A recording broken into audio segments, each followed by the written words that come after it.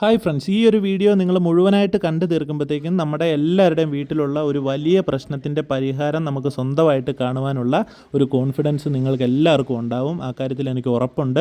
കട്ടപ്പനയിലെ authorised scrap ഡീലറായിട്ടുള്ള നമ്മുടെ സ്വന്തം അനിലേറിൻ്റെ കടയിൽ നിന്നും ഇതുപോലെ 2 ഗ്യാസ് സിലിണ്ടറുകൾ നമ്മൾ സ്ക്രാപ്പിൽ വാങ്ങിയിട്ടുണ്ട്. അതിലൊട്ടും ഗ്യാസ് ഇല്ലെന്ന് ഉറപ്പ് വരുത്തിയതിന് ശേഷം നേരെ നമ്മളത് കൊണ്ടുപോയത് രാജു ചേട്ടൻ്റെ വർക്ക്ഷോപ്പിലേക്കാണ്.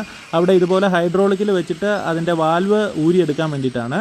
വാൽവ് ഈസി ആയിട്ട് ഊരാൻ വേണ്ടിയിട്ട് നമ്മൾ 2 സിലിണ്ടറിൻ്റെയും ടോപ്പ് കട്ട് ചെയ്തിരുന്നു. അപ്പോൾ ആ കട്ട് ചെയ്ത ടോപ്പ് വെച്ചിട്ട് ഉണ്ടാക്കിയ 2 കൊരണ്ടികളാണ് ഈ കാണുന്നത്. അതിൻ്റെ വീഡിയോ ഓൾറെഡി നമ്മൾ അപ്ലോഡ് ചെയ്തിട്ടുള്ളതാണ്.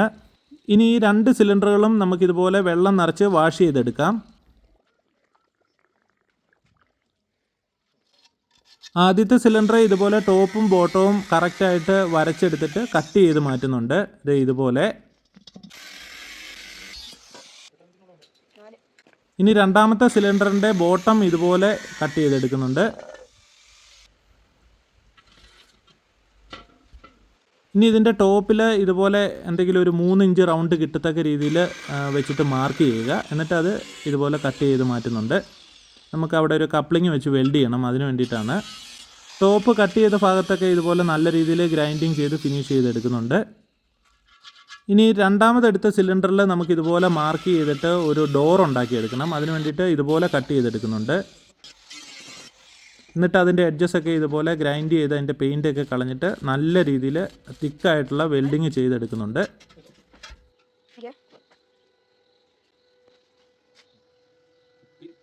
ഇനി ആ ഡോറ് സെറ്റ് ചെയ്യാൻ വേണ്ടിയിട്ട് ഇതുപോലെ നല്ല കട്ടിയുള്ള ഹിഞ്ച് വെൽഡ് ചെയ്ത് പിടിപ്പിക്കുന്നുണ്ട്.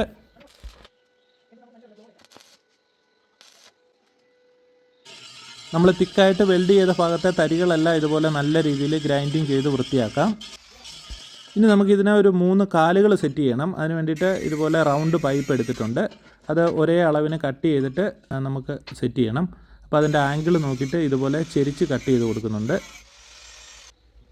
ഇനി 3 കാലുകൾ നല്ല വൃത്തിയായിട്ട് സെറ്റ് ചെയ്യാൻ വേണ്ടിയിട്ട് ഇതിൻ്റെ സർക്കംഫറൻസ് നമ്മളിത് ഇതുപോലെ മെഷർ ചെയ്യുന്നുണ്ട്. ഒരു വയർ വെച്ചിട്ടാണ് ഞാൻ മെഷർ ചെയ്തത്.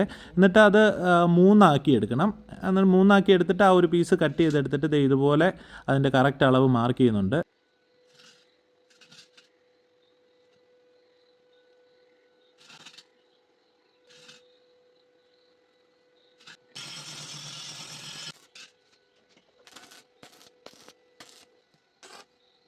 നമ്മൾ 3 കാലുകളും നല്ല അടിപൊളിയായിട്ട് വെൽഡിങ് ചെയ്തെടുത്തു.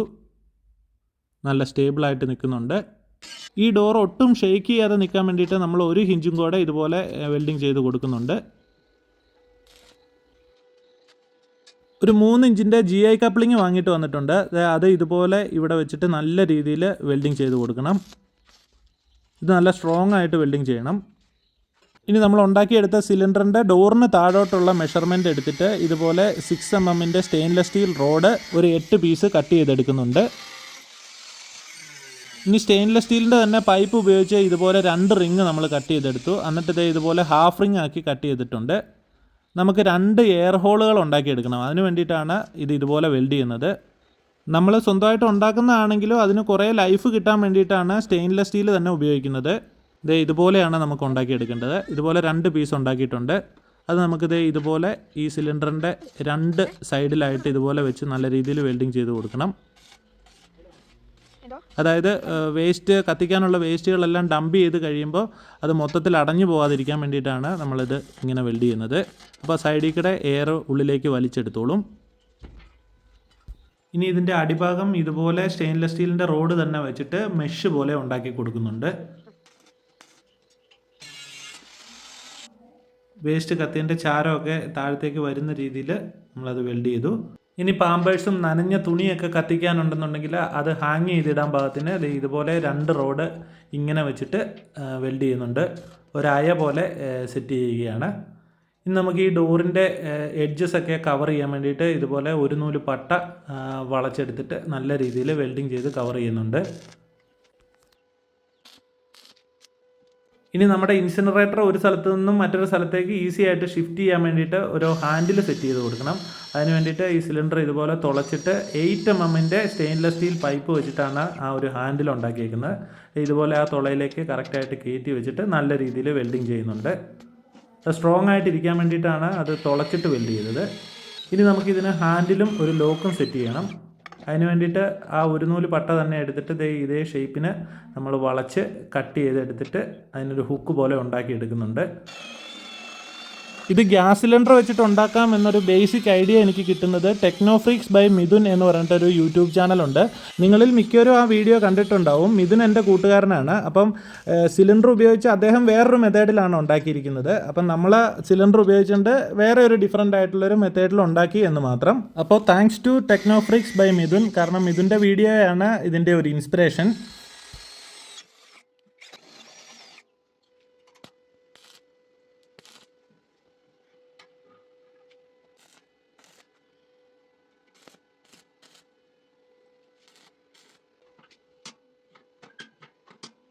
ഒരു മരത്തിൻ്റെ ക്രാസ് ഇതുപോലെ കട്ട് ചെയ്ത് അത് തുളച്ചെടുത്തിട്ടാണ് നമ്മളിതിന് ഹാൻഡിൽ സെറ്റ് ചെയ്യുന്നത്.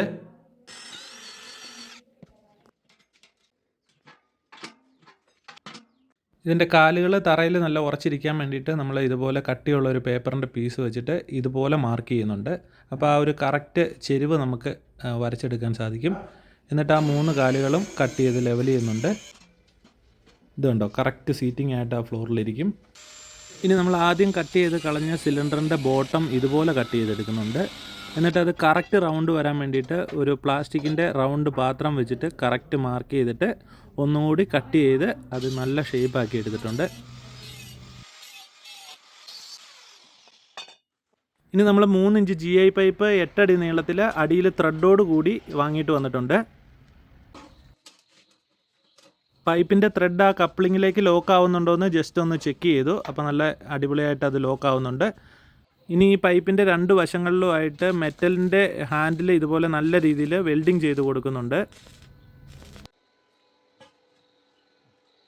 ഇനി നമ്മൾ മുന്നേ ചെയ്ത പോലെ ഈ പൈപ്പിൻ്റെ ചുറ്റളവ് 3 ആയിട്ട് ഡിവൈഡ് ചെയ്ത് മാർക്ക് ചെയ്യുന്നുണ്ട്. അതിന് വേണ്ടിയിട്ട് ഒരു സ്ലീവിൻ്റെ പീസാണ് ഞാൻ എടുത്തിരിക്കുന്നത്.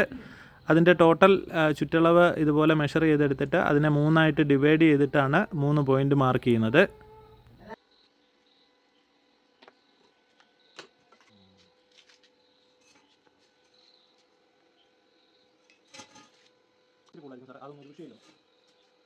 ഒരു 12 സെൻറ്റിമീറ്റർ ലെങ്തിൽ ഇതുപോലെ 3 പീസ് നമ്മൾ കട്ട് ചെയ്തെടുക്കുന്നുണ്ട്. എന്നിട്ട് നമ്മൾ മാർക്ക് ചെയ്ത ഭാഗത്ത് ഈ കമ്പി വെൽഡ് ചെയ്യണം.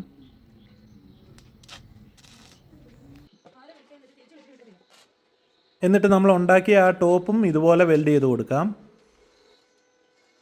ഇനി നമ്മൾ ആദ്യം കട്ട് ചെയ്ത് മാറ്റിയ സിലിണ്ടറിൻ്റെ ടോപ്പ് വെച്ചിട്ട് ഒരു കട്ടിയുള്ള ജപ്പാൻ ഷീറ്റിൻ്റെ പീസ് ഇതുപോലെ മാർക്ക് ചെയ്ത് കട്ട് ചെയ്തെടുക്കുന്നുണ്ട്.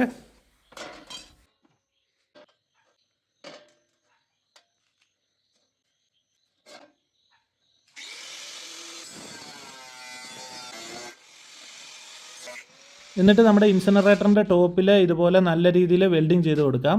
നല്ല മഴയുള്ള സമയങ്ങളിൽ ഉള്ളിലേക്ക് വെള്ളം ഇറങ്ങാതിരിക്കാൻ വേണ്ടിയിട്ടാണ് ഇങ്ങനെ ചെയ്യുന്നത്.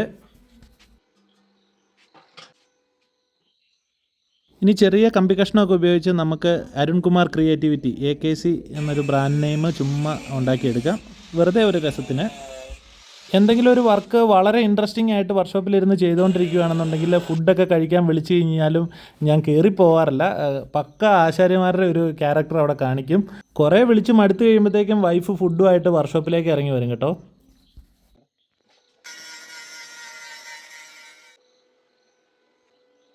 ലെറ്റേഴ്സ് അത്ര ഭംഗിയായിട്ടില്ല, എങ്കിലും കുഴപ്പമില്ല. നിങ്ങളുടെ അഭിപ്രായം കൂടെ ഒന്ന് കമൻ്റായിട്ട് പറയണേ.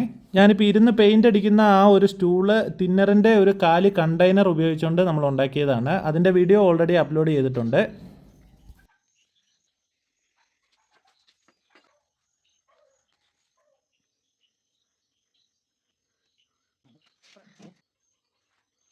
അപ്പോൾ നമ്മുടെ വർക്ക് ഏകദേശം ഫിനിഷ് ചെയ്തിട്ടുണ്ട്. അപ്പോൾ ഏകദേശം ഒരു സ്ട്രക്ചർ ഇങ്ങനെയാണ്. അപ്പോൾ നിങ്ങൾക്കും മനസ്സിലായി എന്ന് വിചാരിക്കുന്നു. ഓൾറെഡി നമ്മൾ പേപ്പർ വേസ്റ്റും പാമ്പേഴ്സും ഒക്കെ കത്തിച്ചുകൊണ്ടിരുന്നത് ഇതുപോലെ ഒരു കോൺക്രീറ്റ് റിങ്ങിൻ്റെ അകത്ത് ഇട്ടിട്ടായിരുന്നു. അപ്പോൾ അതൊട്ടും എഫക്റ്റീവ് അല്ല, അത് നിങ്ങൾക്ക് എല്ലാവർക്കും അറിയാമല്ലോ. അപ്പോൾ അതിൻ്റെ അടുത്ത് തന്നെ നമ്മളൊരു സ്പേസ് ക്ലിയർ ചെയ്തെടുത്തിട്ട് അവിടെ കൊണ്ടുപോയി ഇത് വെക്കാം. ഈസി ആയിട്ട് ഇതുപോലെ ഷിഫ്റ്റ് ചെയ്യാം. ഒത്തിരി ഓവർ വെയിറ്റ് ഒന്നുമല്ല, എന്നാൽ അത്യാവശ്യം നല്ല വെയിറ്റും ഉണ്ട്. മെറ്റൽ ഷീറ്റ് തന്നെ വെച്ചിട്ട് ഇതിൻ്റെ കാലുകൾ ഇതുപോലെ വെൽഡ് ചെയ്ത് കവർ ചെയ്തിരുന്നു കേട്ടോ, ഉള്ളിലേക്ക് മണ്ണൊന്നും കയറാതിരിക്കാൻ വേണ്ടിയിട്ട്. ഇനി നമുക്ക് ഇതിൻ്റെ പോകക്കുടൽ സെറ്റ് ചെയ്യാം. തുരുമ്പൊന്നും എടുക്കാതിരിക്കാൻ വേണ്ടിയിട്ട് ആ ഒരു ത്രെഡ് വരുന്ന ഭാഗത്ത് ഇതുപോലെ നമ്മൾ WD-40 അടിച്ചു കൊടുത്തിട്ടുണ്ട്. ഇനി ഇതേ ഇതുപോലെ വെച്ചിട്ട് നമുക്ക് വളരെ ഈസി ആയിട്ട് ഇതിൻ്റെ അകത്തേക്ക് റൊട്ടേറ്റ് ചെയ്ത് ഇറക്കിയിടാം. അതിന് വേണ്ടിയിട്ടാണ് ആ 2 ഹാൻഡിലുകൾ നമ്മൾ വെൽഡ് ചെയ്ത് പിടിപ്പിച്ചത്. അപ്പോൾ നിങ്ങളെല്ലാവരും പോലെ തന്നെ ഞാനും ഇതിൻ്റെ റിസൾട്ട് അറിയാൻ വേണ്ടിയിട്ട് വളരെ ത്രില്ലിലാണ്. അപ്പോൾ നമ്മൾ കുറേ ദിവസത്തെ പേപ്പർ വേസ്റ്റും പാമ്പേഴ്സും ഒക്കെ ഇങ്ങനെ സൂക്ഷിച്ച് വെച്ചിട്ടുണ്ടായിരുന്നു. സാധാരണ ഇതുപോലെയുള്ള ഇൻസിനറേറ്ററിൻ്റെയൊക്കെ സെല്ലർമാരുടെ വീഡിയോയിലൊക്കെ പാമ്പേഴ്സിൻ്റെ അകത്തൊക്കെ വെള്ളമൊക്കെ മുക്കി ഇടുന്ന കാണാം. അപ്പോൾ ഇതിൻ്റെ അകത്ത് ഓൾറെഡി യൂറിൻ ഫിൽഡാണ്. അപ്പോൾ അതുകൊണ്ട് തന്നെ അതിൻ്റെ ഒന്നും ആവശ്യമില്ലല്ലോ. ജസ്റ്റ് ഫുള്ളി വെറ്റായിട്ടുള്ള പാമ്പേഴ്സാണ് നമ്മൾ വെക്കുന്നത്. ഇതുപോലെ നമുക്ക് പ്ലേസ് ചെയ്യാം. ഒരു 4-5 എണ്ണമൊക്കെ വെക്കാം. ഹോൾസെയിലായിട്ട് കുറച്ച് മുട്ടയൊക്കെ മേടിച്ചതിൻ്റെ പാക്കിങ്ങിലുള്ള കുറച്ച് വൈക്കോലും കുറച്ച് ഡ്രൈ ആയിട്ടുള്ള പേപ്പർ വേസ്റ്റും കാര്യങ്ങളൊക്കെ ഉണ്ടായിരുന്നു. ഇതുപോലെ ജസ്റ്റ് തീ കൊടുത്തിട്ട് ഇടുന്നുണ്ട്. ഇനി നമുക്ക് റിസൾട്ട് നോക്കാം. നമ്മൾ പ്രതീക്ഷിച്ചതിനേക്കാളും അടിപൊളിയായിട്ടുള്ള ഒരു റിസൾട്ടാണ് ഇതിന് കിട്ടിയത്. ഇതിൻ്റെ അടിവശം ഓപ്പൺ ആയതുകൊണ്ട് തന്നെ നല്ല രീതിയിൽ മുകളിലേക്ക് എയർ വലിക്കുന്നുണ്ടായിരുന്നു. അതുകൊണ്ട് തന്നെ വേറെ മണ്ണെണ്ണയോ ഡീസലോ ഒന്നും ആവശ്യമില്ല. അടിപൊളിയായിട്ട് അതിൻ്റെ അകത്ത് കത്തുന്നുണ്ട്. ഈ ഒരു സൗണ്ട് കേട്ടാൽ തന്നെ നിങ്ങൾക്ക് മനസ്സിലാവും. അതായത് ഈ ഒരു ചേംബറിൽ പേപ്പർ വേസ്റ്റ് ഒക്കെ കിടന്ന് കത്തുന്നതോടുകൂടി തന്നെ ചേംബറിൻ്റെ ഉള്ളിൽ ഹൈ ടെമ്പറേച്ചർ ഉണ്ടാകുന്നു. ആ ഒരു ടെമ്പറേച്ചറിൽ പെട്ടെന്ന് തന്നെ ഈ പാമ്പേഴ്സിൻ്റെ അകത്തൊക്കെ ഉള്ള ജലാംശം പെട്ടെന്ന് ഇവാപ്പറേറ്റ് ചെയ്ത് പോകുന്നു. പെട്ടെന്ന് തന്നെ അത് ഡ്രൈ ആവും. അടുത്ത സ്റ്റേജിൽ അത് ഈസി ആയിട്ട് കത്തും. അതായത് ആദ്യത്തെ ഇതിൽ നമ്മൾ കത്തിക്കുമ്പോൾ പാമ്പേഴ്സ് എല്ലാം ഫുള്ളായിട്ട് കത്തി ചാരമായില്ലേ തന്നെ നെക്സ്റ്റ് ടൈം നമ്മൾ പേപ്പർ വേസ്റ്റ് കത്തിക്കുന്നതോടുകൂടി അത് ഈസി ആയിട്ട് കത്തി ചാരമായിട്ട് മാറും കേട്ടോ. ഇത് നനഞ്ഞ കാർഡ്ബോർഡാണേ. നനഞ്ഞ കാർഡ്ബോർഡാട്ടോ.